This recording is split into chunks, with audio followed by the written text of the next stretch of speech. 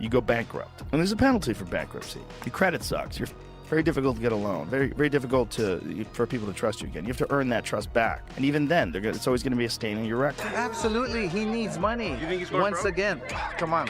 Fighters like that always go. Yeah, he's stupid. He's an idiot. He loves the fame and he loves the money. So ultimately, if you're just that money hungry and that fame hungry, you're gonna just do whatever. You don't care what it is. Joe Rogan torched Jake Paul, claiming lawsuits and fixed fight rumors have forever smeared his boxing resume. Critics say Paul's shiny record feels empty now, stacked with hand-picked opponents and hype instead of real legitimacy. Even if courts go quiet, that reputation won't. In fight sports, credibility is currency. Once fans question authenticity, victories lose value and records shrink into footnotes, not legacies.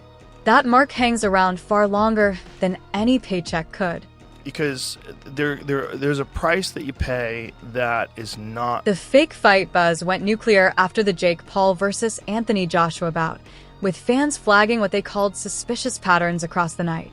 Many wondered how Jake survived longer with Joshua than Francis Ngannou did, despite the massive gulf in experience and power.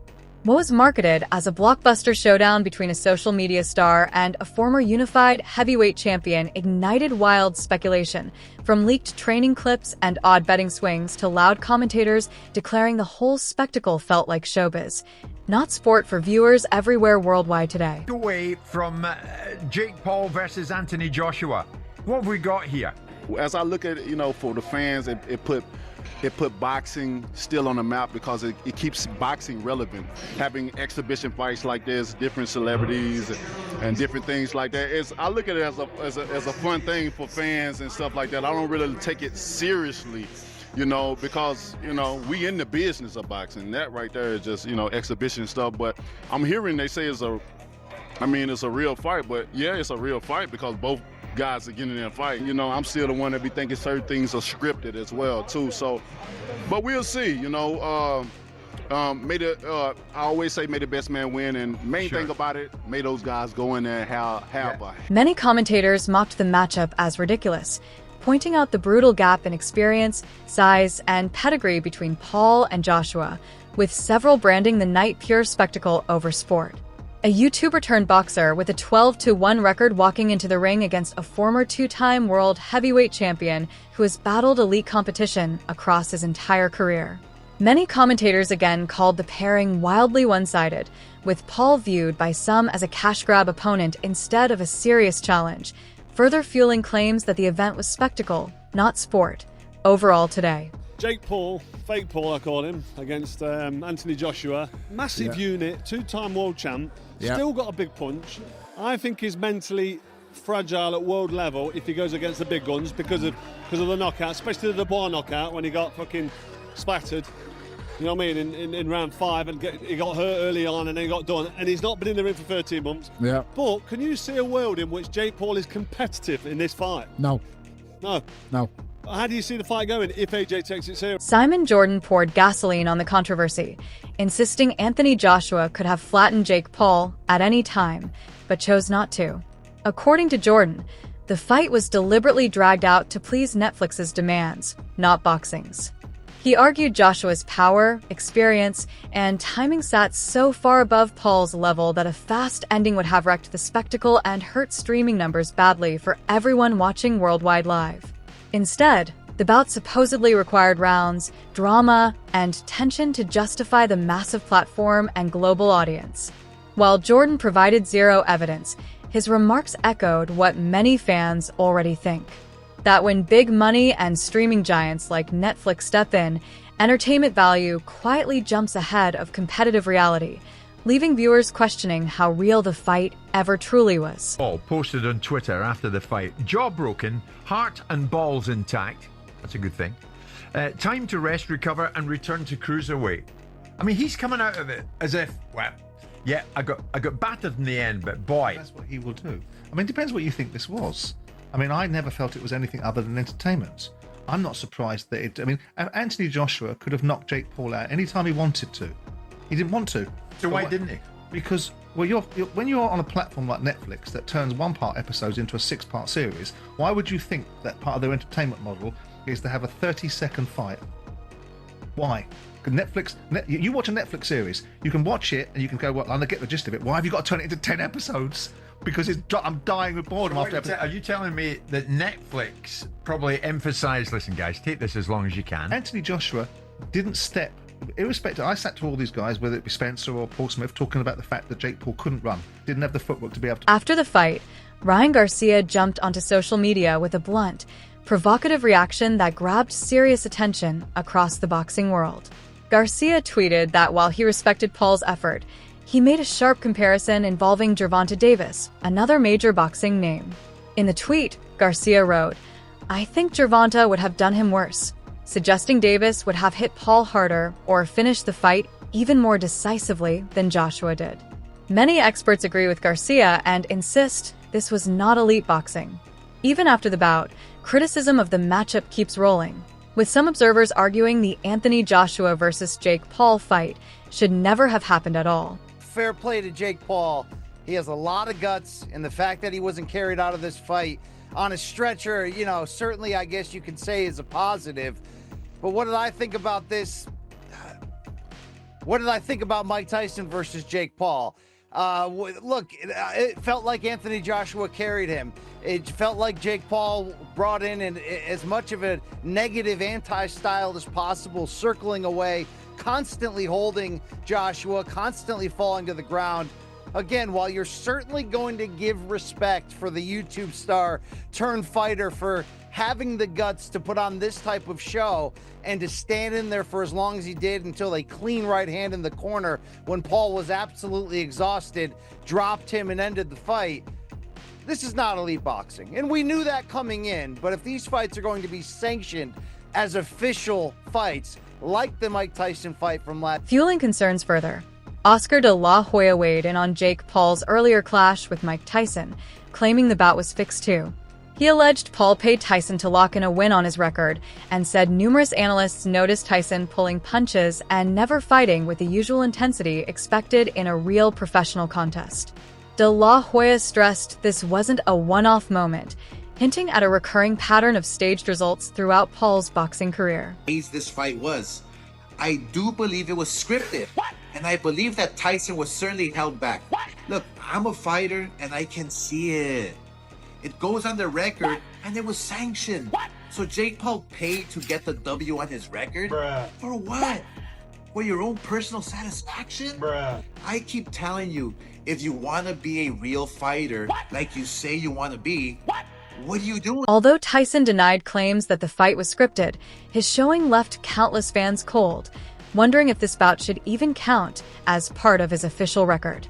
For a fighter of Tyson's caliber, the missing fire in his approach was impossible to ignore, casting a shadow of doubt over the fight's legitimacy. Recently broke some news about how he spoke to one of the Paul brothers and that they had an agreement that no one was supposed to get severely injured and that the fight had to last at least through the 6th round. As I was watching the fight, I'm like, damn, it looked like Mike came out a little hot, and I saw him do this one thing where he kept biting his gloves. I know there was a big age discrepancy here, right? Jake Paul being 27, Mike Tyson being 58, of course. But I'm thinking to myself, I'm like, is he biting onto his glove to hold back? Because it looked like he had something there. Even some of the jabs Mike threw, I'm like, he stopped his punch. I'm not trying to be conspiracy theorist here, but thinking to myself, I'm like, I don't know if Mike completely exerted himself or he just got really tired. I don't know about it being rigged or not, but I do feel bad for people who really are invested in the sport. You want to know why I also think it might be a bit rigged? When the fight ended, Jake Paul kept calling out other fighters and he kept referencing, you guys need me, you guys need me. And I'm realizing he's meaning his money. So if boxers and people in the industry know that, hey, if we go get with Jake Paul, During the Jake versus Tyson bout,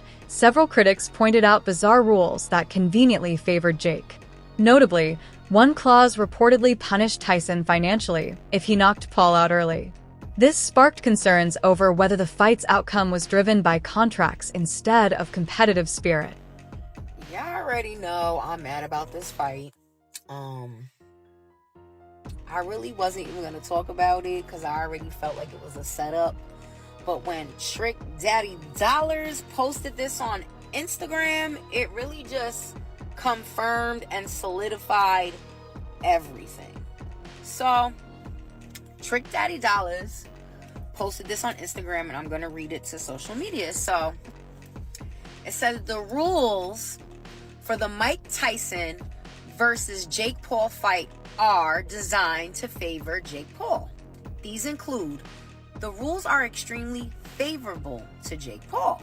The contract will incentivize Mike Tyson to lose and give Jake Paul an opportunity to choose himself as a winner.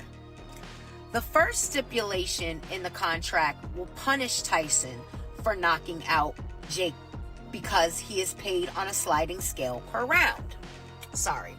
If Tyson knocks Jake out in the first round, he would receive no money. If he knocks him out in the second round, he would only make a small amount of cash. For Tyson to make the most money, he needs to survive all 8 rounds, which means avoiding knocking Jake Paul out. If the fight goes to a split decision, it favors Jake Paul because the judges have to be approved by Jake Paul. I'm gonna let y'all read that.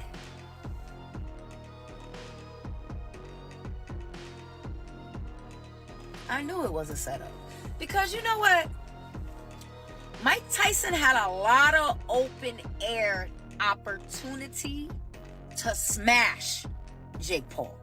And he did. David Hay delivered another angle, warning that Paul may be badly underestimating the test of meeting a real elite fighter. Hay suggested Paul might be leaning on past experiences with allegedly scripted bouts, believing he can cruise past Joshua without trouble. However, Joshua has reportedly rejected any scripted setup, insisting the fight move forward as an authentic contest. Hay stressed this shift creates a serious problem for Paul, because he now meets a legitimate, highly skilled opponent instead of someone willing to play along for money or publicity and short-term fame or attention. We're going to go into this fight with Jake Paul with the same mindset. After seeing him fight on a beat on points, a 58-year-old Mike Tyson, my opinion is no. I think he feels zero fear in this fight. He's in a unique situation where he's going into a boxing ring with someone he doesn't believe deserves to be there. So is he going to be paying the price in training? Is he going to be getting those early nights? Is he going to be pushing himself in sparring to get the very best out of himself like he did for the Ngannou fight? Unknown. I don't know. I don't think he will. I don't think he'll want to risk having any hard sparring just in case he gets injured. Because if he gets injured, he misses this $75 million payday against someone he doesn't believe will be good enough to be a legitimate sparring partner for him. You know what I mean? So it's a very unusual situation, very, very unusual. And, you know, obviously all the advantages are in Anthony Joshua's favor, except this one, except the mindset factor.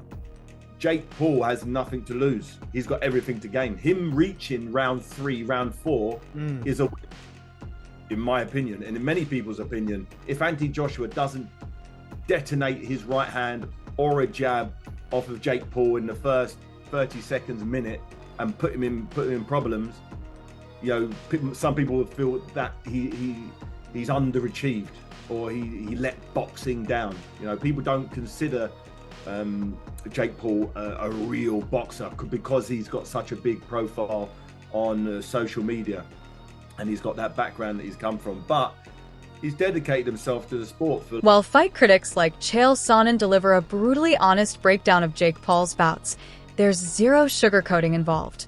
He points out that when judging Jake Paul, there is simply no comparison to Anthony Joshua. Despite endless training clips flooding online, Jake still looks more like a student than a true contender. Sonnen stresses the footage only exposes his inexperience, showing someone still learning basics instead of preparing to face a seasoned former heavyweight champion. According to Sonnen, the gap in skill, power, and ring awareness is obvious, making it clear Jake is nowhere near ready to deal with a fighter of Joshua's caliber. Because people do this all the time. They'll be real dicks about it. Some guy will look great on the mitts. So, well, mitts doesn't count. It's like, well, it kind of does count. If I have you working out on the mitts from a year ago, and I have a new tape today, and I can juxtapose those, I actually can see some timing. I actually can see some speed. I actually can see some footwork. I can see some power, and I can compare it. Now, Jake is in a wildly difficult spot. Boxing is unlike, by example, track and field. Track and field is all about personal records. You do not need to be faster than the guy standing next to you. Right? Now you can win and you can get trophies on that, but it's not actually your goal that your coach is working on you with. You just today want to be faster, throw further, jump higher than a previous version of yourself.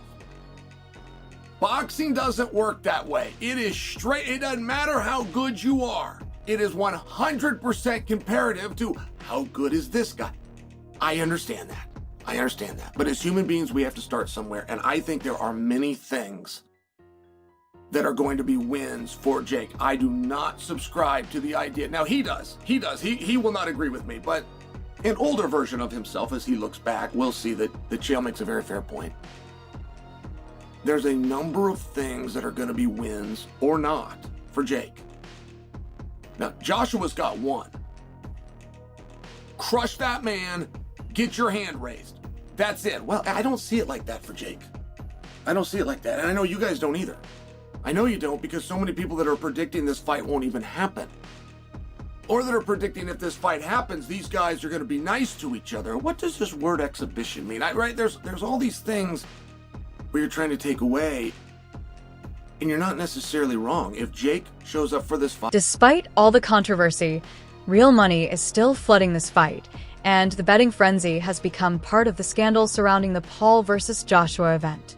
Fans, casual bettors, and even recognizable figures have been actively placing wagers, only intensifying the argument over whether this matchup is a legitimate sporting contest or pure spectacle. Still, Rogan reacted to Jake Paul being knocked out by Anthony Joshua by offering unexpected credit where it was deserved. Rogan said it was genuinely impressive that Jake survived 6 full rounds with a proven heavyweight monster like Joshua. He noted most critics ignore the massive gap in experience, power, and ring IQ between a YouTuber-turned-boxer and a former world champion. While the knockout felt inevitable, Rogan stressed that lasting that long showed toughness, discipline, and real conditioning, even if it failed to erase the skill gap. Guy did great for someone who's been boxing for like less than a decade. He has had no real professional opponents other than Tommy Fury that were legitimate world-class boxers. I don't even remember what happened in the Tommy. He lost a close decision, but it was a good fight. It was a good fight, though. He's a good boxer.